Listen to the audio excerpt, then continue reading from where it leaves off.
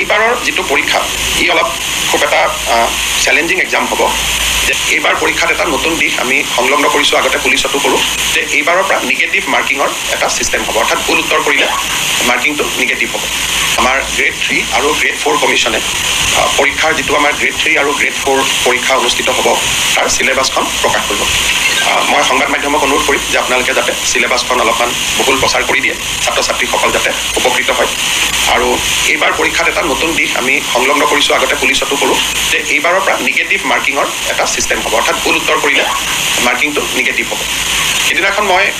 ফেচবুকত কৈছিলোঁ তাৰপিছত আপোনালোকে বহুতে প্ৰচাৰো কৰিছে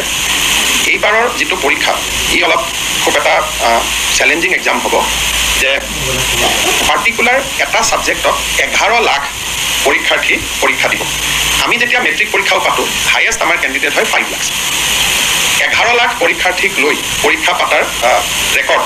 ইউপিত বাদ দি কোনো ষ্টেটৰ আজিলৈকে নাই কাৰণ ইউ পি আই কোনোবা পৰীক্ষা 18 লাখ কেণ্ডিডেট হয় তেওঁলোকৰ জনবসতি বহুত কিন্তু অসমত 11 লাখৰ কোনো পৰীক্ষা আজিলৈকে কেতিয়াও কোনেও অনুষ্ঠিত কৰাৰ প্ৰয়োজনীয়তা অহাই নাছিল এইবাৰ আমি নিযুক্তিত এটা দিশ আছিলে যে এইবাৰ আমি ফিজ লোৱা নাছিলোঁ অৰ্থাৎ পৰীক্ষা দিয়াৰ কাৰণে কোনো ফৰ্ম ফিল আপৰ কাৰণে কোনো মাচুলৰ প্ৰয়োজন নাছিলে সেইকাৰণে নাম্বাৰটো বাঢ়িলে দ্বিতীয়তে ফাৰ্ষ্ট পৰীক্ষাটোত যিটো এটা মানুহে ট্ৰান্সপাৰেঞ্চি দেখিলে স্বচ্ছতা দেখিলে যে দুখীয়া ল'ৰা ছোৱালীয়ে নিযুক্তি পাইছে সিও প্ৰেৰণা যোগালে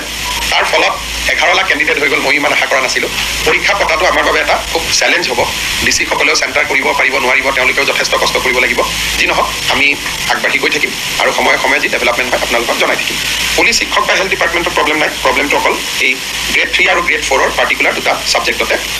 আছে